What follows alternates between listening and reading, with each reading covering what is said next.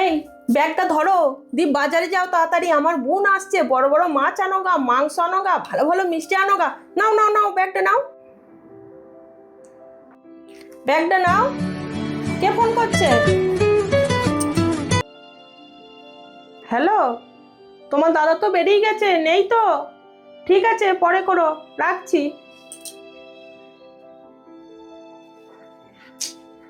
মুশকিল হয়ে গেল, কাউরির কাছ থেকেই পাচ্ছি না গো। এতজনের সঙ্গে যোগাযোগ করলাম ফোনে, কাজ হচ্ছে না। খুব মুশকিল হয়ে যাবে তো, কালকে যদি কিস্তির পয়সাটা না জোগাড় করতে পারি, কি করা যায় বলো তো?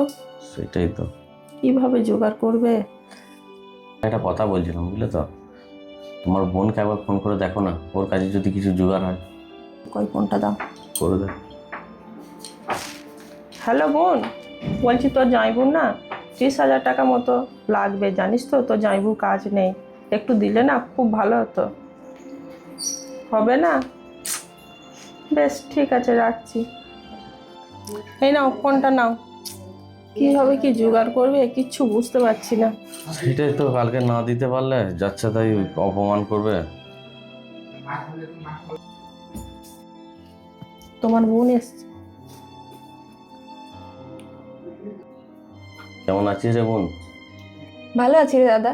আজকাল তোকে ফোন করলে বৌদি বলে যে তুই নাকি বাড়িতে নেই, আবার তুই আমার কল দেখে কল ঘুরিয়েও করিস না। তোর ব্যাপার কি বলতো? তোদের কি হয়েছে বলতো? কেমন যেন লাগছে, নাকি আমি আসায় তোরা খুশি হোসনি? আসলে সেটা ব্যাপার নয় বুঝলি তো, এই সামনের মাস থেকে আমার কাজ নেই গো, 2 মাস ধরে। সামনের মাসে কোনো রকম একটা কিস্তি দিয়েছি, আর একটা কিস্তি বাকি আছে 30,000 টাকা। কালকে কিস্তির ডেট আছে, সেই জন্যই দুজনা চিন্তা করছিলাম যে পয়সাটা কোথা থেকে কি জোগাড় করি, তাই মনটা একটু খারাপ হয়ে আছে। এই নে ধর দাদা, এই যে 3,000 টাকা আছে, তুই এটা রাখ।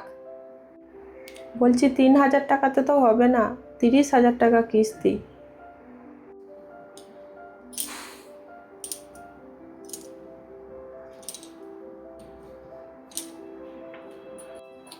এই নে দাদা, এটা রাখ। আমার কাছে 3,000 টাকাই ছিল দাদা, আমিও তোকে জিনিসটা দিলাম, তুই এটা দিয়ে তোর নিজের সমস্যাটা মিটিয়ে নে।